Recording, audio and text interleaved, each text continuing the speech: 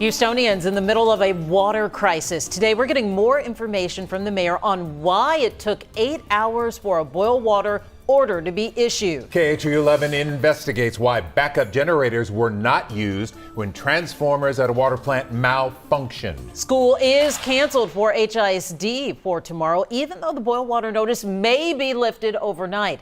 HISD employees will be working remotely and encourage students while at home to access the digital library of lessons to make the time go by at home. Spring Branch ISD has not updated if classes will resume tomorrow. We have team coverage on this still developing story. And Jason Miles is live from City Hall with more on the ongoing testing to make sure the water is safe. Jason. Hey there, guys. In fact, we heard from Mayor Turner just within the last hour at a water distribution event. He says city testing done as recently as 4:30 this afternoon shows no contamination. He says this boil water notice was issued in an abundance of caution, not because of any significant threat. Take a look at some video as I again recap what's been going on. That notice was issued at 6:45 last night after significant consultation with state officials at the TCEQ. And despite concerns that enough triggers had been tripped, so to speak, to require a notice in the first place.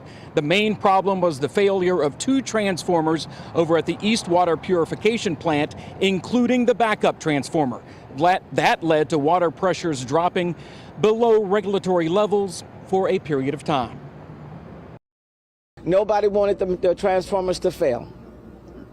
Okay. Nobody wanted the transformers to fail. Nobody wanted the situation where you're coming off of the holidays and then you're confronted with this situation. Again, that was Mayor Turner just within the last hour or so. He says today that he's instructed Public Works to conduct a full review of the incident in order to mitigate future disruptions. The East Water Purification Plant already in the midst of a massive multi-year project to improve capacity and reliability, that costing hundreds of millions of dollars through about 2027, I'm told. And while located on the east side of town, that facility provides water for much, if not most, of Houston, taking water mainly from the Trinity River and making it drinkable. Reporting live downtown, Jason Miles, KHOU 11 News. About 2 million people that water is provided for. Jason Miles tonight, thank you. All right, here's a look at the areas affected by this boil water notice. In order to find out when it's lifted, you actually need to sign up for city alerts. You can do that by logging on to houstonemergency.org/alerts.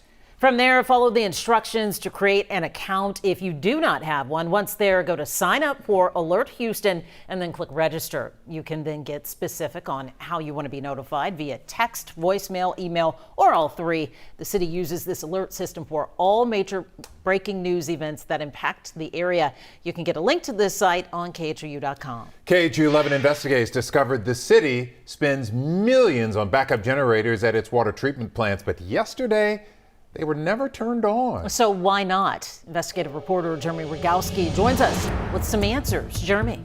Well, Mia and Len, turns out the city's backup power plan was essentially moot in this case. Here's why.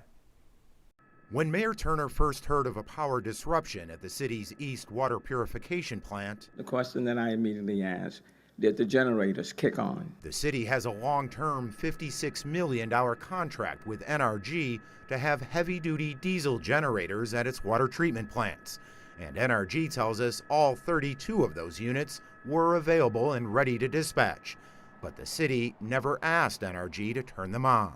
We did not call for the backup generators, but they would not have made a difference. Public Works Director Carol Haddock says that's because the supply of power wasn't the issue. The grid was up and running, but rather the 2 transformers that malfunctioned inside the plant couldn't connect to a power source. So even if the backup generators had been on, we would have had the same problem. The city's primary focus, resetting those failed transformers, which took more than an hour. You can connect to the grid where the power was running, and you can connect to your generators, then you have a very unique and unfortunate situation.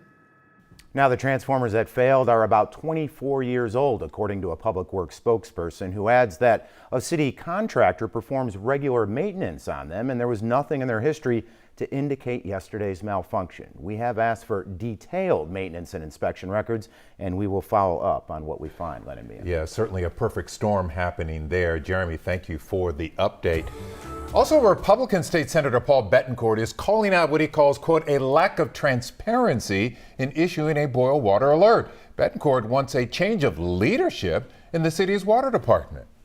2.3 million people that are, all the kids are out of school. We've got businesses closed all over the city.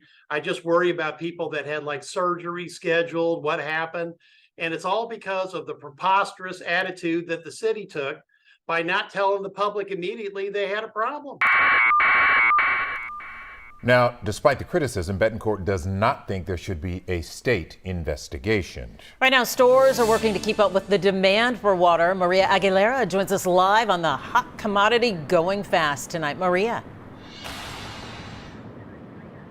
Mia, yeah, water has been in high demand in Houston today, and we're actually told it's been the #1 item sold at Kroger stores in the area due to that boil water notice. We've been seeing people go in and out grabbing their cases of bottled water. Now, we did speak with a Kroger spokesperson today who says that they've been working to keep those water shelves stocked at all their locations. We're told 30 of their stores in the Houston area have been impacted by this boil advisory. So their local distribution center has been dispatching trucks all day to restock stores. Their priority continues to be stores within the city limits, and they say they're prepared for events like this. Residents we spoke with say they've been boiling water at home and are thankful there's also water available.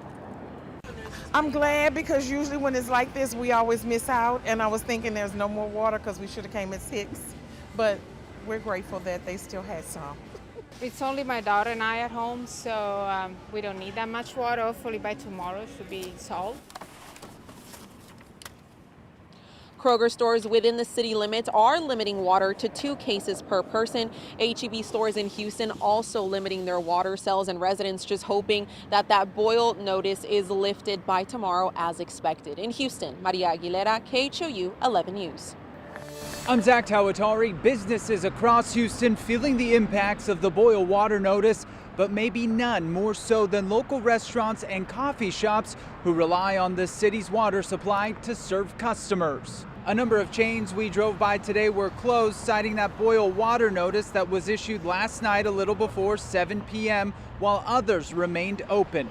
Some of those local spots that made their own modifications to open doors, like Harold's in the Heights, ordering over 1,000 pounds of ice and dozens of cases of water, not to mention boiling water they use to cook and serving customers with plastic water bottles.